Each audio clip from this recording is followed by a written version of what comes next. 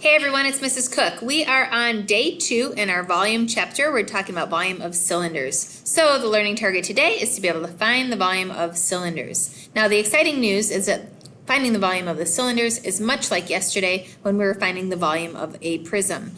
The reason why is because the volume of a cylinder is still defined as the area of the base, so we use a capital B, times the height. So the exact same formula. It's just that in this case, the area of the base, capital B, which we call the area of the base, is going to be a circle. Because today we are no longer talking about prisms, we're talking about a cylinder that has a circular base. So you have to remember what the area of a circle is. Do you remember? Hopefully you're saying yes, that the area of a circle is going to be pi r squared. So the formula is for the volume is the area of the base times the height, but the area of the base is going to be pi r squared today. Let's get cruising here. Example number 1, I'm going to find the area of this circle, and I will do that by doing pi times 2 squared. And if I keep my answer in terms of pi, I will get 4 pi. So then I go ahead and I multiply that 4 pi times the height because I want to fill this all in. Volume is the space inside. So I'm going to multiply that by the height, which is 8, and so my answer is going to be 32 pi centimeters cubed. Don't forget, our units in this chapter are going to be cubic units. Also, if you wanted to type 32 pi into the calculator, you certainly can do that. So you could get about 100.5 centimeters cubed if you actually type that into the calculator. All right, the next cylinder, we'll find the area of the base. The base in a cylinder is the circle. So we're going to do the area of this base here, and I'll multiply that then by that height of 9. So the area of the base is pi times 4 squared. 4 squared is 16, so I get 16 pi. And we'll multiply that, filling in this cylinder all the way. We'll multiply that times the height of 9. So times 9, and we will get 144 pi feet cubed. Or if you wanted to type that into the calculator, you do not have to. I'll be flexible about that. But if you want to know what that is about, well, it's about 452.4 cubic feet. All right, at this point, I'm guessing that you're asking for a more of a challenge. So let's take a look here at more of a challenge. This looks like a roll of paper towels to me. We have some kind of cylinder on the outside with some kind of a hole cut in through the middle, and we want to know the volume of just that region all the way through. So I am going to calculate the volume of the big cylinder first. So let's keep organized here. The volume of the big cylinder, and I'll do that by calculating, well, the diameter of the circle is 6. So that means the radius would be 3. So I'm going to do the pi r squared, pi times 3 squared, to get 9 pi. And that's the area of the base, that big circular base here. And now we need to multiply that by this 13. So times 13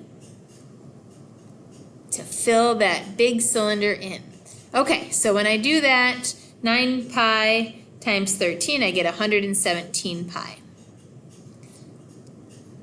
Now, I want to cut out this cylinder on the inside. This is like reaching into a roll of paper towels. You can actually reach on the inside. So let's go ahead now and calculate the volume of the small cylinder.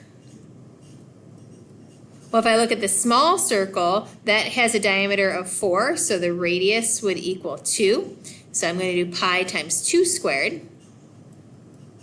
And I got 4 pi. And I'm still filling that all the way in, that whole little cylinder there. So I'm going to multiply that times the height of 13. And when I do that, I'll get 52 pi. Okay, so I want to cut out that middle, meaning in my final calculation then for the volume, I will do 117 pi, and I will subtract, cut out that 52 pi in the middle since it's hollow, and I will get 65 pi. 65 pi centimeters cubed. Now if you want to, for some reason, break out a calculator, you can. If you were curious what that approximates to, it's about 204.2 cubic centimeters. Either one is fine with me. All right, last one. We have a rectangular prism like yesterday, and we're going to cut out a cylinder out of the middle. So creating this sort of block looking thing. So let's actually review the prism from yesterday. So yesterday we did the volume of the prism, and that is going to be the area of the base, and the area of the base is this whole rectangle. In fact, in this case, I'm looking at the tick marks, it looks like it's a square. So the volume of the prism is going to be the area of the base, which is 9 times 9, which is 81. And then we're going to multiply it, fill it all the way backwards here. So we're going to multiply that by an additional 9 times 9. And so the prism is going to be 729 inches cubed. Well, let's take a look now. If I want to take a look, I can erase that. Let's just look at the cylinder. So I need to figure out the radius of this cylinder. So taking a look, they have to give me something more, and they do indeed give me something more.